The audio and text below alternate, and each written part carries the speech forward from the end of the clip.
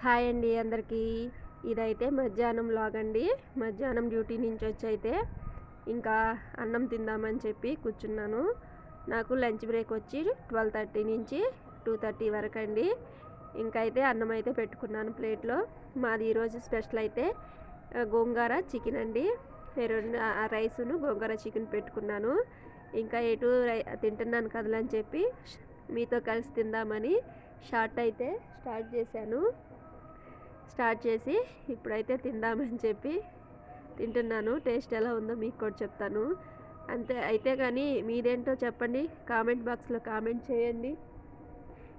మీ specials ఏంటో ఈరోజు. ఇప్పుడైతే టేస్ట్ చేస్తున్నాను.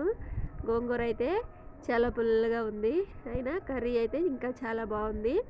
చూసారు కదండి. మీ కర్రీ ఏంటో కామెంట్ బాక్స్లో కామెంట్ చేసి సబ్స్క్రైబ్ చేసి షేర్ చేసి